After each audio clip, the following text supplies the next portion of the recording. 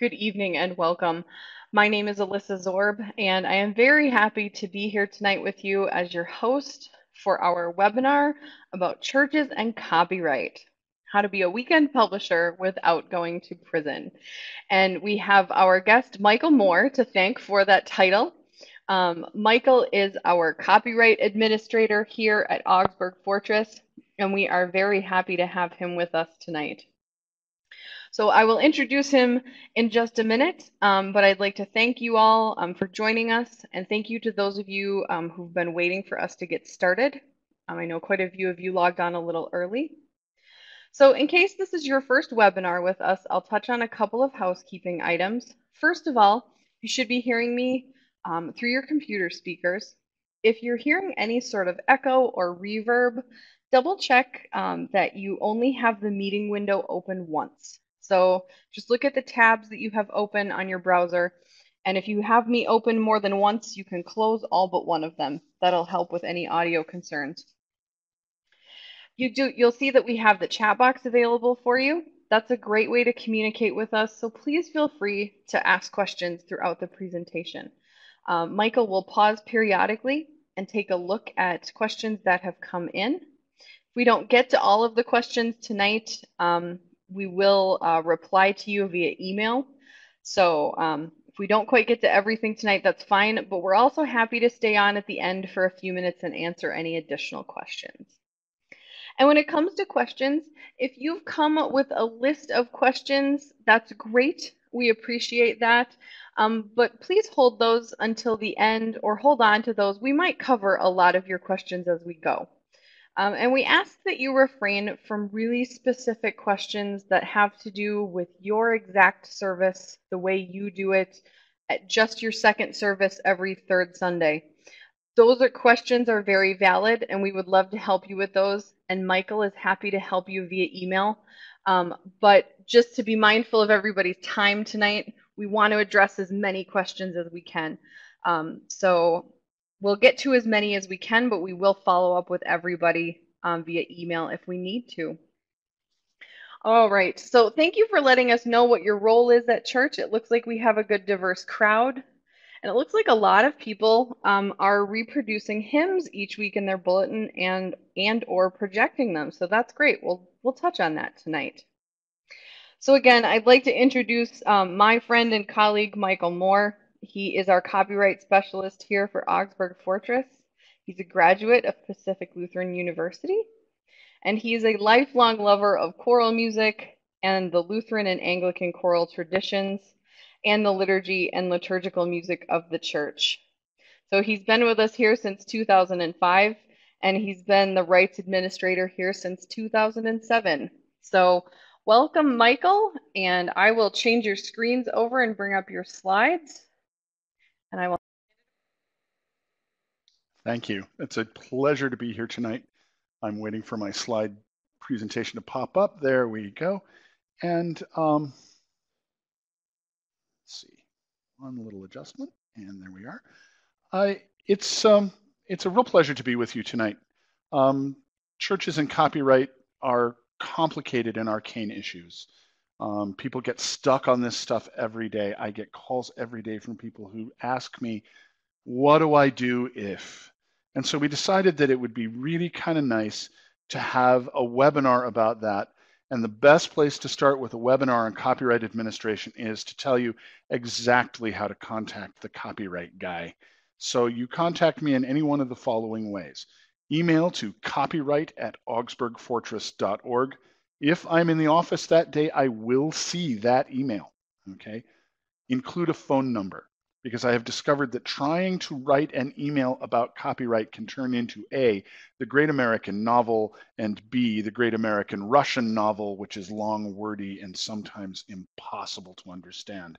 And if you have a little bit of time to give me some give and take when we discuss these issues, very often we get to clarity a lot quicker. So don't hesitate to make sure that I can contact you by phone. If there are specific hours, let me know. I'll do my best to get a hold of you at those times. You can also reach me directly, 612-330-3530. That's going to be in the handout that we present and in a slide at the end. So if you miss it this time, don't worry about it. I get to work before 8 a.m. Central Time. Typically, I am on the phone until 3:45 Central Time. I leave around 4, so I have a train to catch. So we try to wrap up the phone contact around 3:45.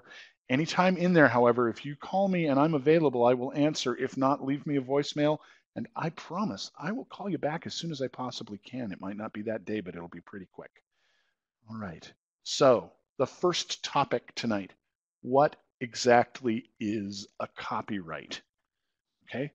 Copyright is used to protect an original work of authorship. That means the thing that you wrote or the thing that you did or a photograph that you took or something of that nature is an original work of authorship. There's a lot of stuff in your church that's going to fall under that kind of umbrella, like the nice paraments the pastor wears when they celebrate communion, or the altar frontal, or the lectern antependium, or the stained glass windows. Lots of things can have things that are copyrighted.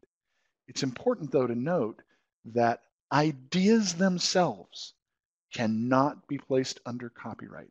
The idea that if you take two things and put them together with two other things, you have four things.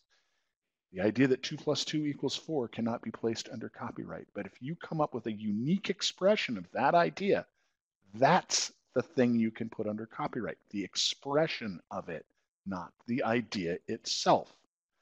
Okay? There are lots of ways to say the same thing. And each of those things might be a new original work of authorship that expresses the same idea that somebody else just did, except that they express it in a different way.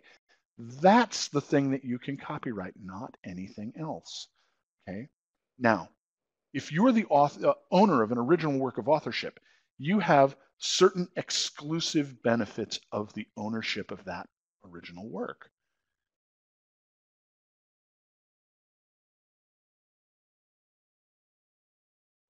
And you can't do that unless I tell you yes.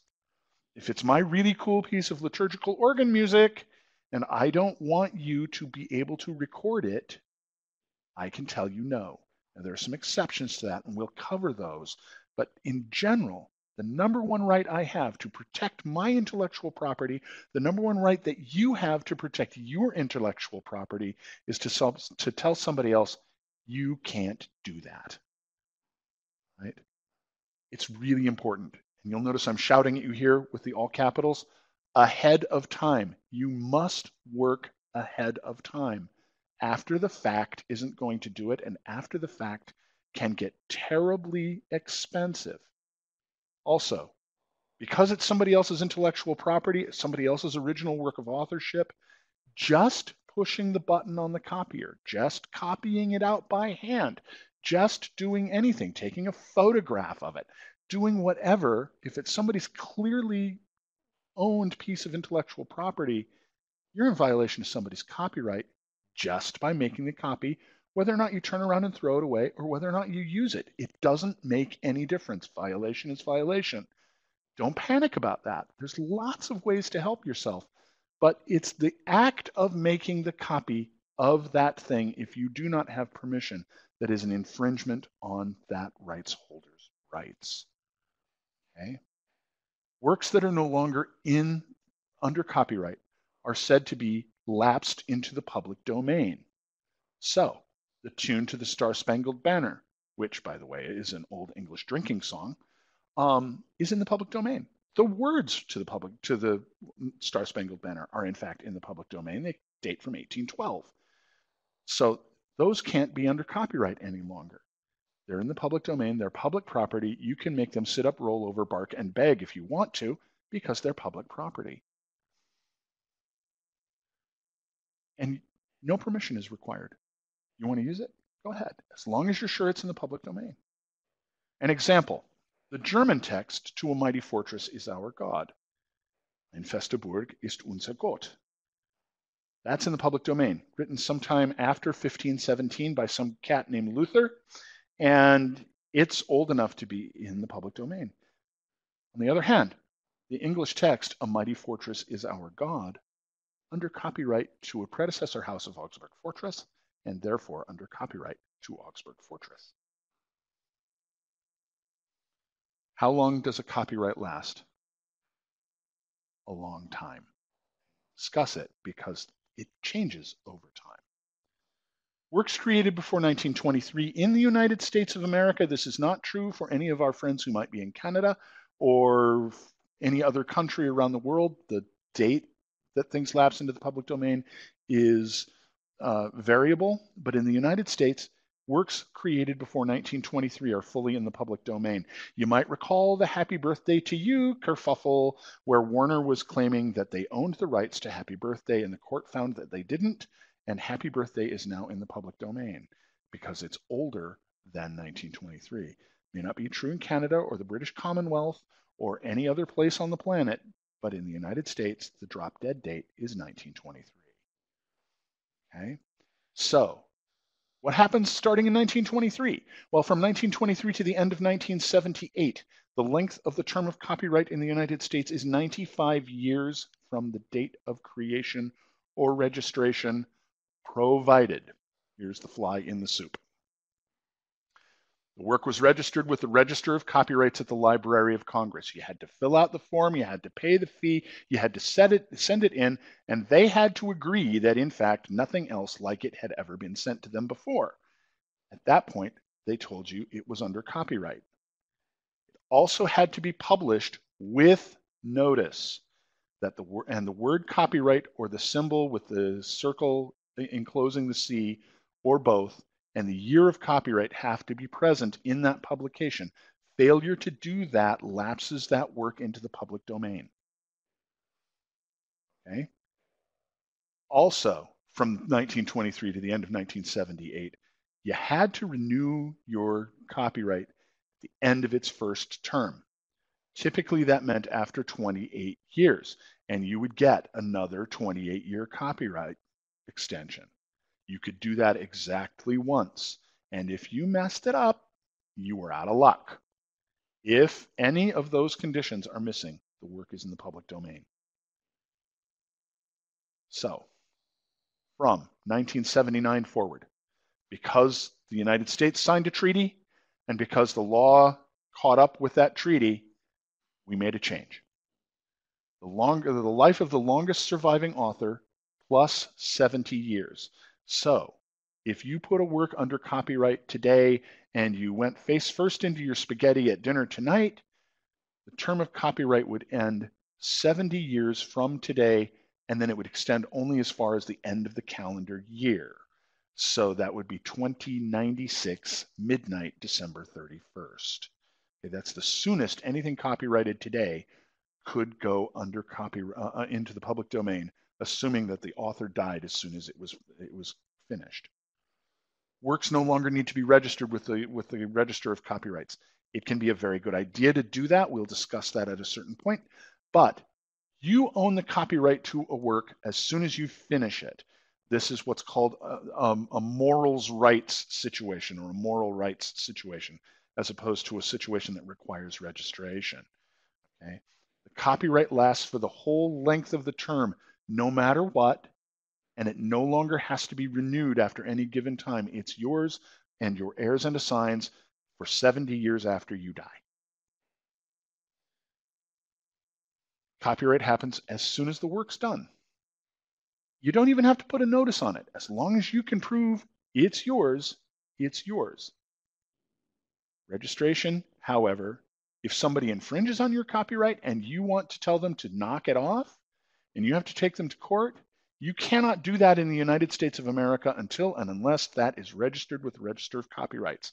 Now, there is also a bit of a ticking time bomb here that if you want to register your copyright and get treble damages if you sue somebody, you got to do that within the first 90 days. That's the incentive to get it registered, which means that the court will look at it and say, boy, they really got a hold of you. We're going to make them pay 3 times as much. But if you're outside that 90-day calendar, not going to happen. So that's how the length of copyright works in the USA, going all the way back to the United States Constitution, where the first round of copyrights lasted for only books and only for 7 years. Right. What questions might you have? All right, great. Thank you, Michael. So yeah, please feel free, type any questions you have. We have a couple more sections coming up. We will be talking about bulletins and music, and we'll also talk about some exceptions. So someone typed a question about YouTube videos before we got started, so we will address that. But Emily has a good question. How do we find out if something is in the public domain?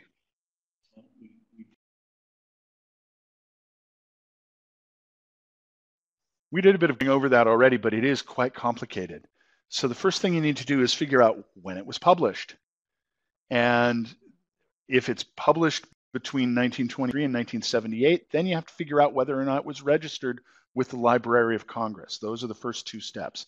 If either of those things is true, but it goes back far enough that they would have had to have re-upped the registration for that second 28-year copyright term, then you have to check and see if the thing was renewed. How do you do that? You can go to the United States Copyright Office, and you can do that online, copyright.gov. And if you're looking for a registration after 1979, they're digitally provided. They're already there. They're in a database. Anything before 1979, and there are books of registers of copyrights that are scanned, and you can go through them page by page.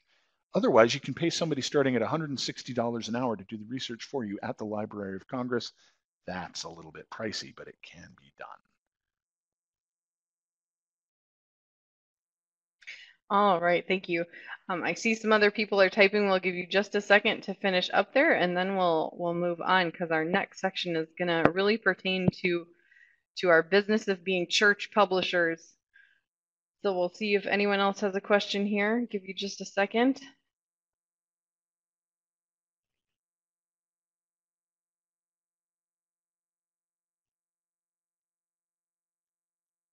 All right. So Lisa Marie, I'm most interested in social media and the specific precautions or licenses needed to use Facebook Live posts. So we're going to touch on some of this coming up. So sit tight on that one, and we'll come back around near the end for that question. So that's a good one. And then uses of imagery. So Kari, we're going to touch on some of that as well in the next section. So I'm going to set those questions off to the side and let Michael pick back up here. So great, thank you. Keep the All right. Weekend publishing, and you'll notice that was part of the title of the webinar. Essentially, when you create a bulletin, and when you push the button on the copier, you're the publisher of a brand new edition of everything in it. And if that stuff is under copyright, say a hymn text or a hymn tune, or the text of the anthem that the choir is going to sing, or use of the New Revised Standard Version of the Bible, you need permission, or it has to be within what's called the fair use practice. Now, for the Bible, we'll touch on that again at the end. It's really a remarkably liberal, in the best sense of the word, policy, so you don't have to worry too much about that. But if it's under copyright, you have to take care of things. And again, as I said here before, you gotta do it ahead of time. If you don't do it ahead of time, it gets really a lot worse for you. And the quote that I put down here, I would rather ask forgiveness than permission, really bad idea when it comes to copyright. First of all, it means you only care if you get caught. Second of all, it means you really don't care about anybody else's intellectual property. And so when you get caught, those people are going to be much more willing to take care of you harshly. So please do yourself a favor, get yourself set up ahead of time so that you have your permissions cleared. And that way, if you miss one, you can say, well, we made at least a good faith effort, and I'm going to be much more understanding under those circumstances than if you wait till you get caught to have me come and tell you to cease and desist. Okay? So many of you have subscriptions to sundaysandseasons.com. And if you don't, and if you've never heard of it before, it is the specific Augsburg Fortress online planning resource for worship. And the deluxe edition that we have at sundaysandseasons.com has a really big database of hymns that you can download. We provide you access to. We'll talk about licensing them in a bit.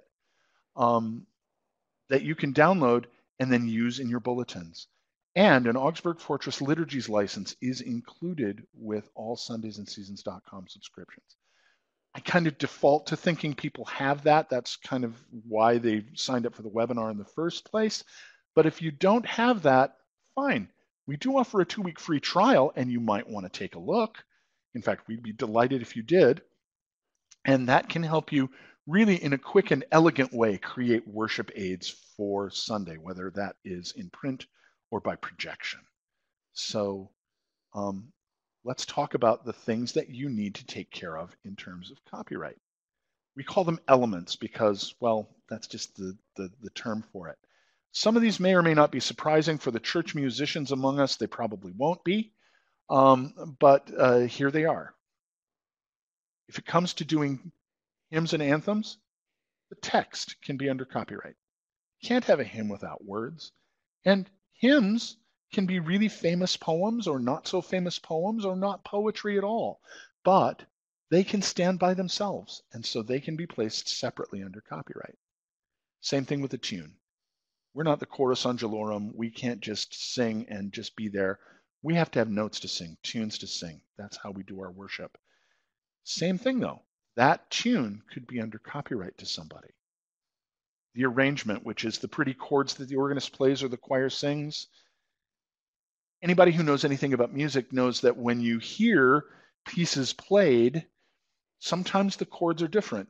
A lot of people noticed at the Olympics, there were certain things in the arrangement of the American national anthem where the chords did something a little bit unexpected. That's a brand new arrangement. That new arrangement could be under copyright, just like the old arrangement could be under copyright, and it could be under copyright to 2 different people.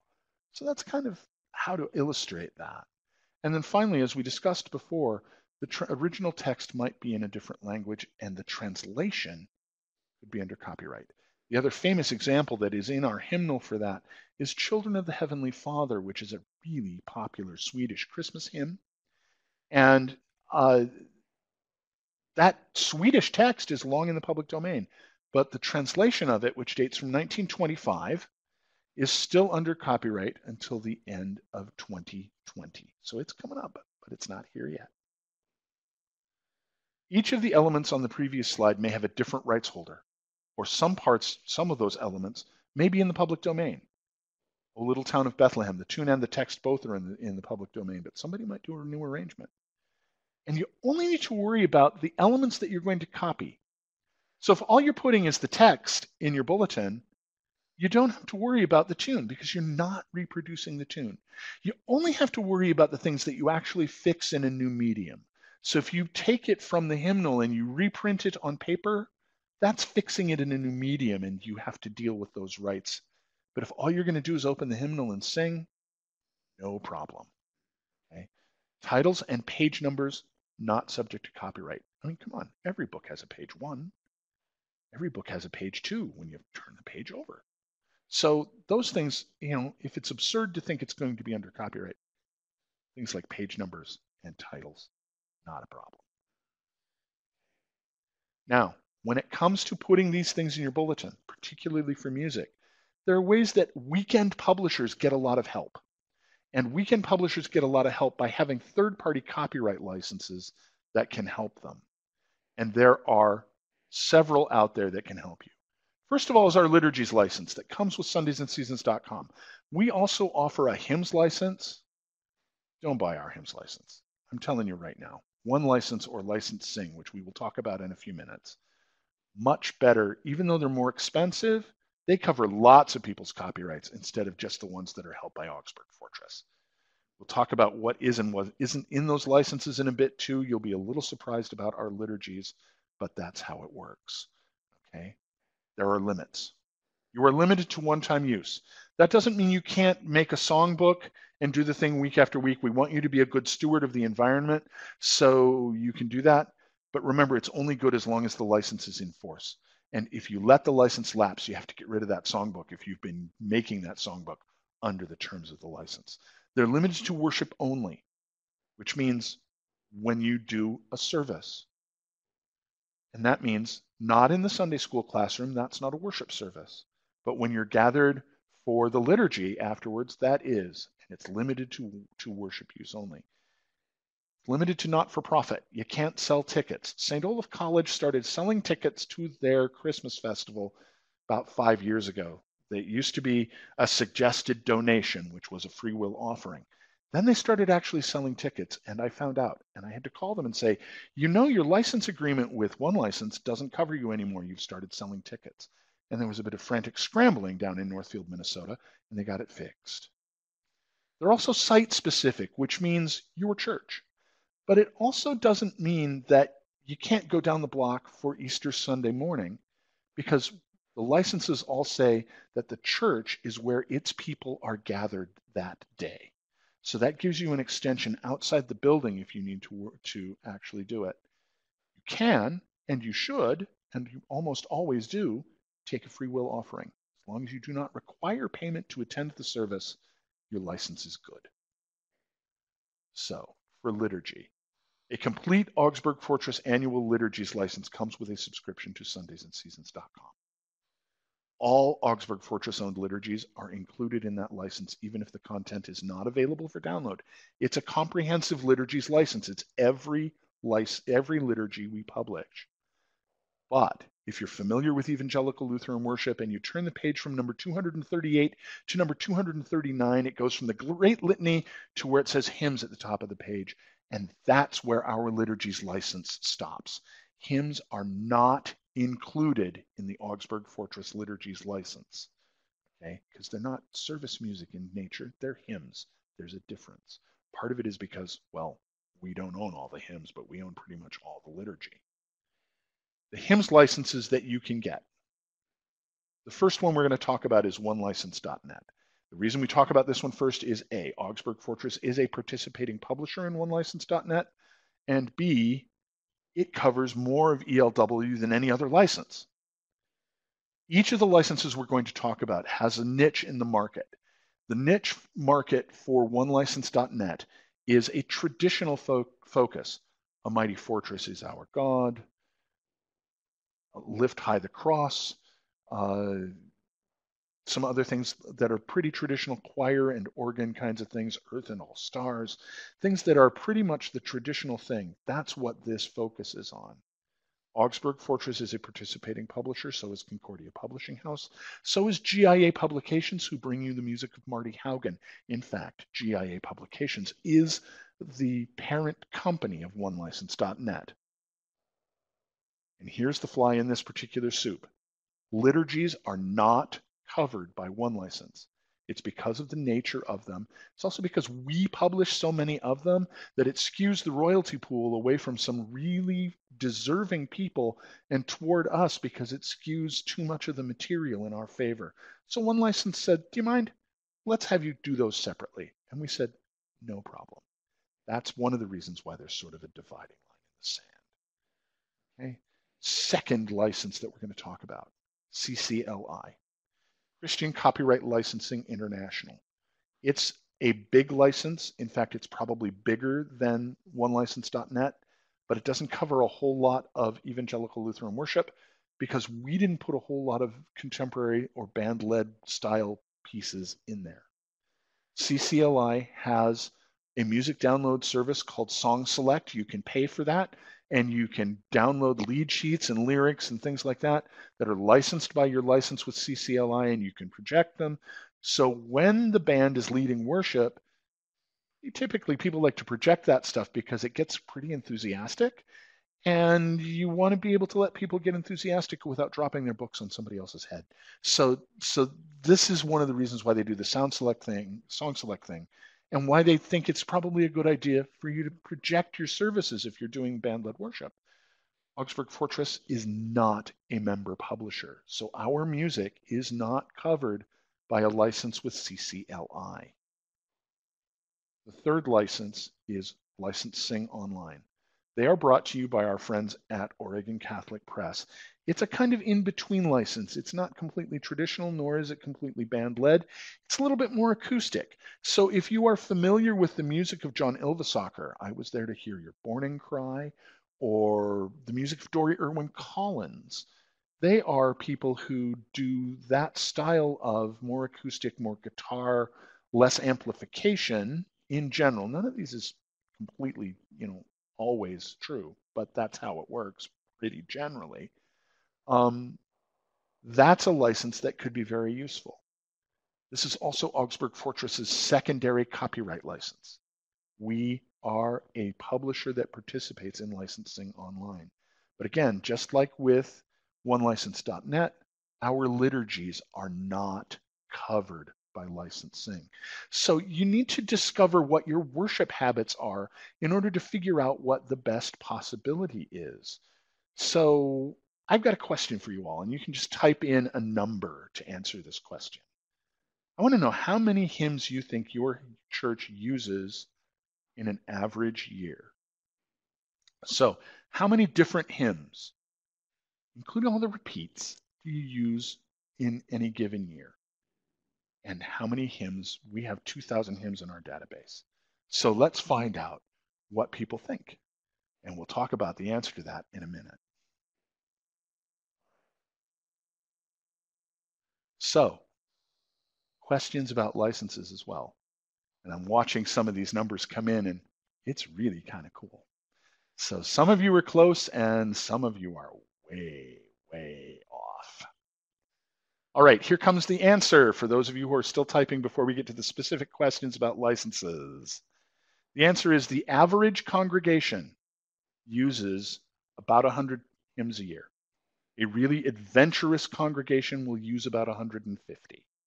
And that's because you tend to repeat some of them. People have favorites. They have comfort level. They're appropriate for the season or the lectionary text. But about 100 to maybe 150 is about what you're going to have. So, do we have any questions? Yes, thank you, Michael. Yep. Are there any questions about licensing or anything we've gone over about the bulletin so far? Again, we're going to touch on some of the social media and the video questions, I know, in the next section. So we have not forgotten about you. So stay with us. I know the first time Michael told me that fact of 100 to 150, I kind of thought, no, my congregation must do more than that. And then I sat back and kind of thought about, yeah, during Advent, we sing the same hymn when we light the Advent wreath every week. So that's 4 weeks in a row where we use the same one. So, all right. Michael, are we going to be talking about copying any other AF material like curriculum? So that's a good question. So we've talked about the bulletin, but how does this relate to other things, curriculum and things like that?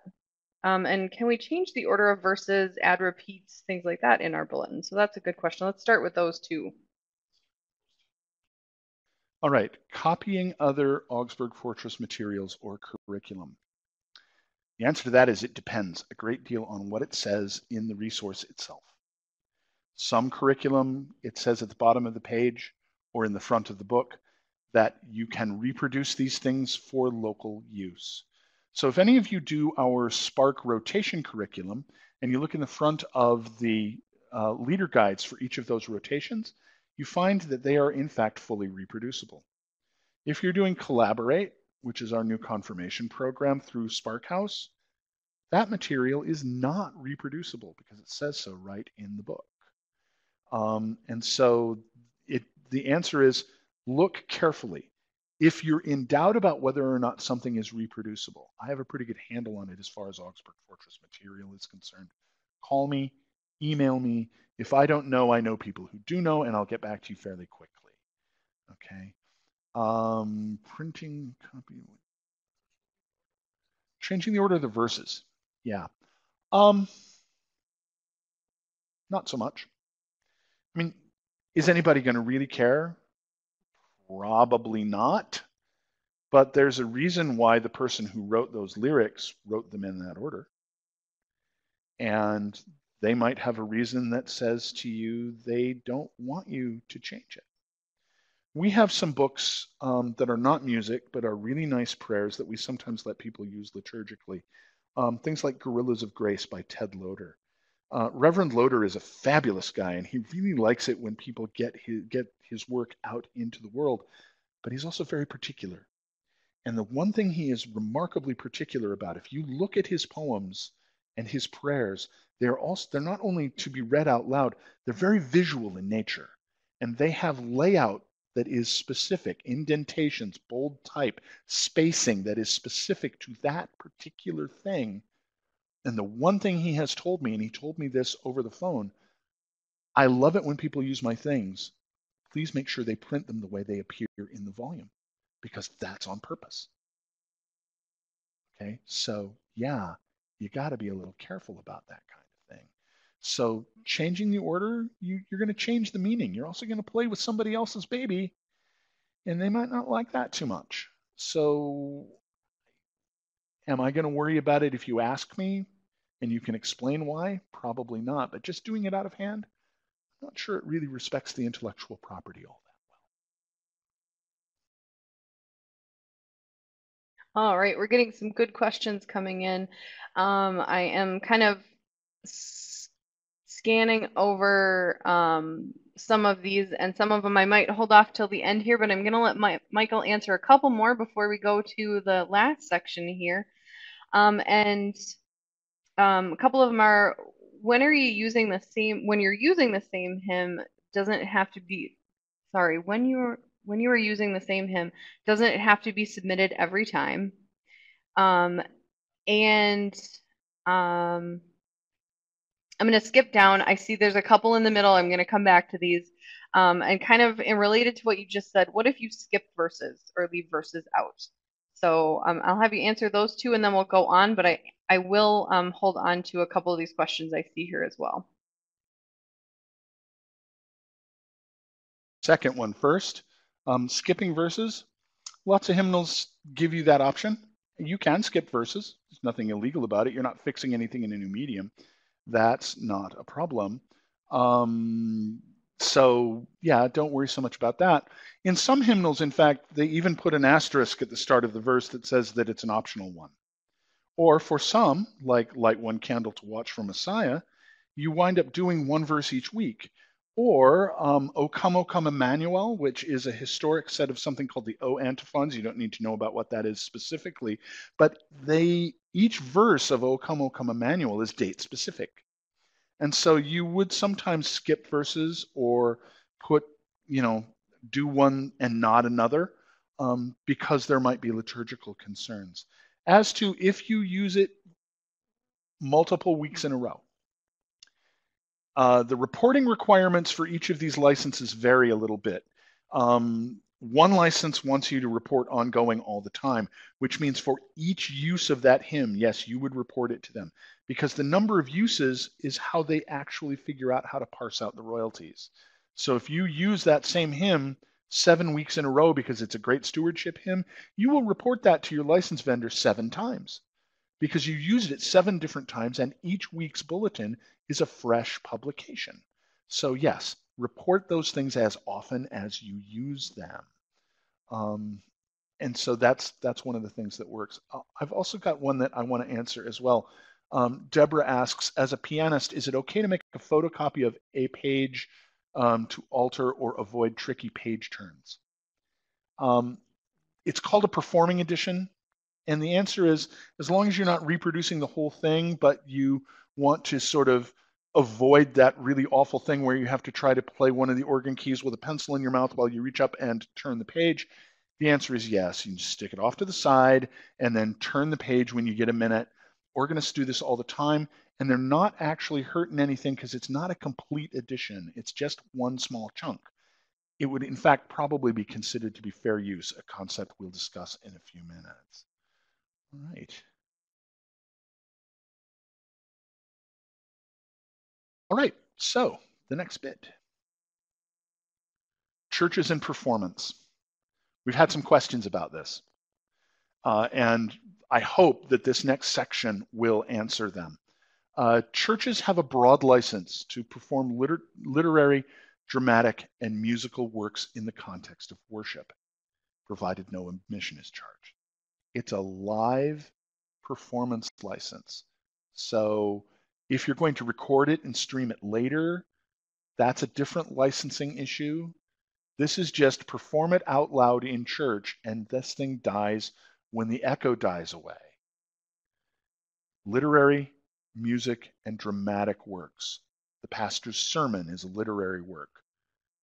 The anthem the choir sings is a musical work. Lift High the Cross or For All the Saints is a musical work.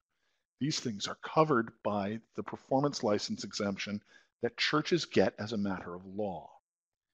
But when they wrote that performance exemption, there was no such thing as video. And so video is outside of the performance license. And much to the chagrin of the church of a young woman who used to work here, since departed to go to seminary, and the church is going to be far better off with her as a pastor than as a sales agent for Augsburg Fortress. I'm so proud of her. But her church got hit one time because they put a YouTube video up, and they actually got clearance from the creator of the YouTube video to use it in worship. But then they recorded the service, and he saw it, and he said, I said live. I didn't say anything about putting my YouTube on your YouTube. And her church wound up writing him an $800 check for a copyright infringement. So when you deal with YouTube videos and things like that, you do not have a performance exemption for them, so you have to be very careful. Okay? Churches and disabilities. This is one of those funny ones. You would think, hey, we got people with infirmities and who have problems, but churches are specifically exempt from the Americans with Disabilities Act. Specifically exempt from the Americans with Disabilities Act. And you'd think, okay, logically speaking, church and state, right? And that's the truck through which they drove through the small hole. But look around your church, mentally speaking, and ask yourself, if the Americans with Disabilities Act has some copyright things, and it does, it's got a lot of other stuff like how to get a wheelchair into every corner of the building. I'm guessing for the vast majority of you, you can't meet that standard. Now, if we're going to make churches meet that standard, we're going to have the greatest building boom in the history of the Republic. You're also going to bankrupt a whole lot of churches. Neither God nor God's people any good. So Congress, in its infinite wisdom, when they passed the Americans with Disabilities Act, exempted churches from it so that they did to modern building codes, because lots of churches simply couldn't do it without gutting the building.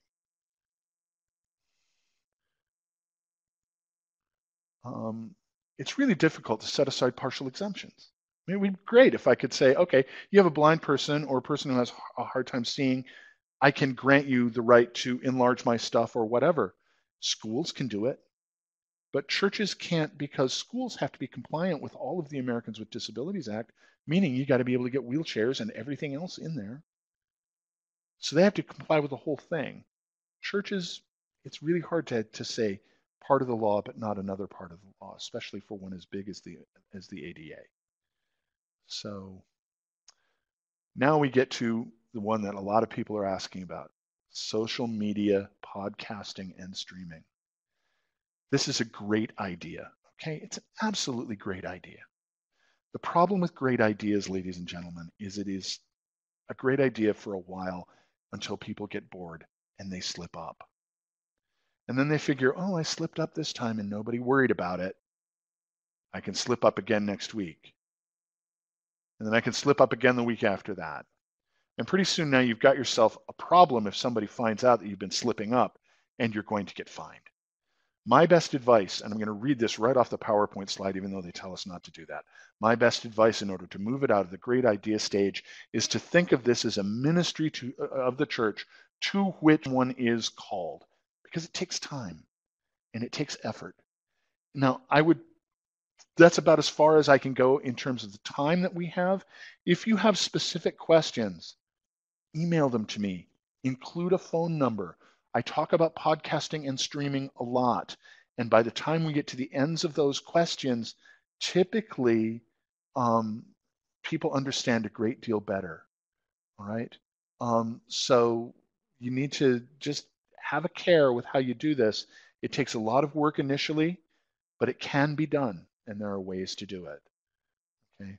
And now some of my favorite things, the silly stuff. The King James Version of the Bible, known in England as the Authorized Version, is perpetually under copyright by Act of Parliament. They don't want anybody messing with the scripture in England, so they don't let you change any of it to use the way you want to or anything like that, in spite of the fact that it was written right after Queen Elizabeth died, and that's 450 years ago. They don't want anybody messing with it, so they said no. By Act of Parliament, it's perpetually under copyright. The New Revised Standard Version of the Bible, which is the one that Augsburg Fortress uses as its standard text, it's the one that downloads in sundaysandseasons.com, used by most ELCA churches and read from the pulpit, is under copyright to the Division of Education of the National Council of Churches of Christ in the United States of America. They have a remarkably liberal policy with regard to what they will allow you to print. And that is that as long as you don't take any more than 500 verses for your bulletin, and as long as it isn't a complete book of the Bible, go right ahead. And that's a really remarkably liberal policy, but you got to be careful. The book of Titus is fewer than 500 verses long, so don't put the whole thing in there. Some of the short epistles in the back of the New Testament before you get to Revelation are really tiny or really fragmented, so you have to be a little bit careful. The Revised Common Lectionary never uses an entire book of the Bible, so you are pretty well good to go. Okay. The Book of Common Prayer, both the Episcopal Church and in the Church of England, is in the public domain by Act of Parliament, but not so Evangelical Lutheran worship. Our liturgies are under copyright, so you do need a license to use them in print outside of just opening ELW. Okay. Hey, I've got 300 copies of something, can't I? Or 300 books. Can't I make 300 copies of a couple of pages? Nope. Because if I wanted you to be able to do that, I'd have sold it to you that way. So that great urban myth of copyright that says I own a certain number of copies and so I can make a certain number of copies is logically impeccable, but it's not the logic that the law used. So that's a logic that will get you into a lot of trouble. The minimum fine for an infringement that goes to court, if you get taken to court for infringing a copyright, the minimum fine is $200 per incident if you throw yourself on the mercy of the magistrate. 200 bulletins with a single hymn in them that is in violation of someone's copyright is considered to be 200 separate incidents. So at $200 a piece, that's $40,000. The chances that you get caught doing this, my ladies and gentlemen, is minuscule, but the fines are fierce. So please be very, very careful, because the maximum fine, if you decide to be a scofflaw, $10,000 a piece. Now that 200 bulletins is $2 million hand over the keys. We don't want that to happen. So we're doing webinars like this so that we get you to be careful, and we urge you to be careful. Again, you can contact me at any time, copyright@augsburgfortress.org. If I'm in the office, I will see that email. Include a phone number, or call me directly at 612-330-3530, 8 a.m. to 3:45 Central Time. If I'm with another customer, if I'm in a meeting, if I'm not at my desk, please leave me a message. I will call you back. Thank you so much for spending this evening with us. Great. Thank you very much, Michael. I've moved your screens around a little bit. We still have a couple questions that we haven't gotten to yet, so I'll read those off for Michael. We touched on a lot of these already, so I will admit I'm picking and choosing a little bit. If you feel like we didn't get to your question or you would like more explanation from Michael, again, please don't hesitate to email him. He really, really is serious. And, I know that he secretly really enjoys this. So he does enjoy talking to people about this, and he's happy to help you. We would really rather help you do it right beforehand than have you get in trouble later. So near the bottom of your screen in the middle is the handout. Basically, everything you saw on the slides today, Michael has put in a handout for you, including his contact information, including some of those copyright dates from the beginning. So I've got about 4 questions that we may not have touched on or want to clarify here. So I want to touch on YouTube. A couple people asked in relation to just using YouTube videos, and there's always that question of if the person who actually posts it owns the content, so what would your recommendation be when it comes to just pulling YouTube videos off and using them in a service? Is simple. Without the permission of the rights holder, don't do it. And if you can't figure out who the rights holder is, definitely don't do it. And that is because video is specifically exempt from the church's performance exemption. Video is not part of literary, music, and dramatic works. It's just not in the law. So that's going to be a situation fraught with danger. Now, those of you who are subscribers to the video components of sundaysandseasons.com, a license is granted with your purchase of that module of sundaysandseasons.com to use those in worship. And you know that those are, the provenance of those is clear. You got them from us and we licensed them from the original vendors. So you know you don't have a problem. So that's fine. But just grabbing a video off of YouTube to show to the congregation, that's going to be a problem. And then somebody popped in with this, what if a parent records the children's choir singing a copyrighted song and they put it on YouTube? It's a similar enough question. I want to pop that in there. And the answer is, again, that's somebody else's intellectual property you just recorded and posted. 99 times out of 100, they're not going to find you. 999 times out of 1,000, they're not going to find you. It's still a violation. Now, in the case of an Augsburg Fortress song or something like that, we generally turn a blind eye to that sort of thing because it really is great publicity for us. But not every publishing company is going to feel that way. So when it comes to video and you're grabbing things off of the internet, you need to be extremely careful because things are not attributed well on the internet. My advice to people who want to do this sort of thing is, when in doubt, if you cannot clear the rights, come up with plan B. Okay? Because the last thing we want is for people to get stuck on this. We had a situation last summer where the bulletin images that we put on sundaysandseasons.com for projection were being used by people on their websites, and the rights holders, the photo stock images holders that we used for getting the pictures to put on our bulletin covers, only licensed them for print use or projection use. And if somebody took them and put them on their church's website, which happened to several people, and the rights holding organization sent out little bots looking for combinations of pixels, that's how they figured it out. People got invoices for $3,000 and $4,000 for putting things up on their website. And that's just because they grabbed it and thought, well, there's no real consequence here. I can't help you if you do that because you did that and you republished that image. Remember, every time you duplicate something that's under copyright, you're basically publishing it again. So we really don't want to be dealing with it. Now, Emily says, what if it's a clip and not the full piece? And that's another situation. Keep it under about 30 seconds. Then it is fair use. Fair use is a concept that says, okay, it's a minimal enough that it can't stand by itself. And so I can kind of take a little chunk of it and use it. If that's the situation, you're probably not going to have a problem. So, okay, next couple of questions. All right. So I see we're getting, some more questions about social media. I do have some questions from earlier on that I want to make sure to get to. And one is kind of a follow-up what we just touched on. What about artwork? So this is kind of just artwork in general across print, email, website, social media. How do you cover yourself for that?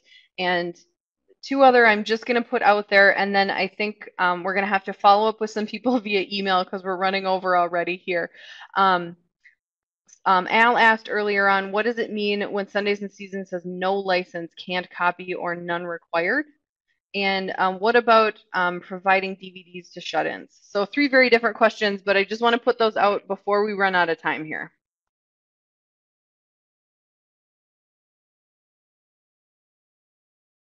Last two first. What about recording a service on a DVD to provide shut-ins?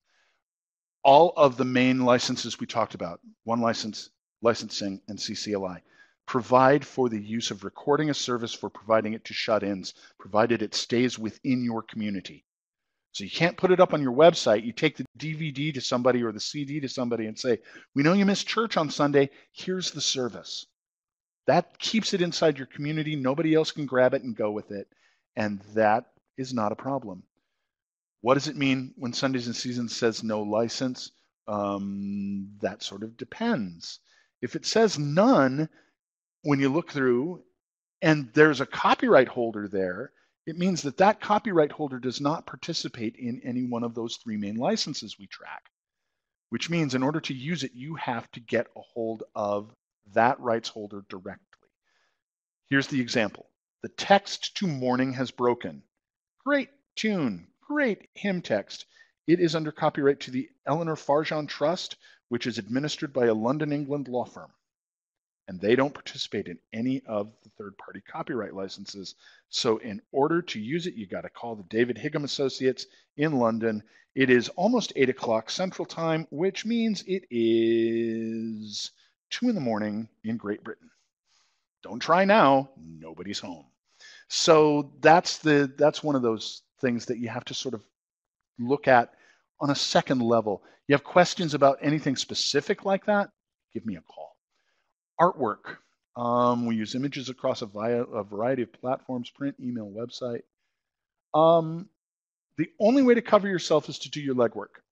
You either purchase a license from the person who owns the rights to the image that licenses you for all of those uses, or you clear those permissions ahead of time. That's the only way to keep it legal. I know, sounds like a lot of work, and it is a lot of work. But you have to keep those ducks in a row. If you're sure that the image is in the public domain, then you're fine. So, black and white photography from the Civil War era, or, things before 1923, that's not a problem. Anything recent, there might be somebody who comes after you to say, that's my image and I didn't let you use it that way.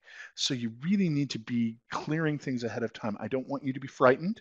I don't want you to panic. I don't want you to think, oh my goodness, we're in deep trouble, because you probably aren't. But you need to actually just take a second look and make sure that you have all of those things cleared. Again, if you're using those things in the context of worship, literary, music, or dramatical works, using a picture on an easel to show to people in worship is not a problem. It's when you reproduce it. One of the best ways to actually do that on your websites and social media is to put up a link, because then if people click the link, they're visiting the website where you found it, and you're not reproducing anything. It's a click through and they're actually visiting that website. That happens all the time with Facebook. You click on the link and a new tab opens and the article opens right there next to it. So somebody posted a tickle to the thing on social media, and when you click, it opens a new browser window and you're actually visiting the site that actually holds and hosts the content. That keeps you out of that kind of trouble. Okay. Social media is one of those difficult things, and the law has not done a very good job of keeping up with it. All right. Well, thank you very much, Michael.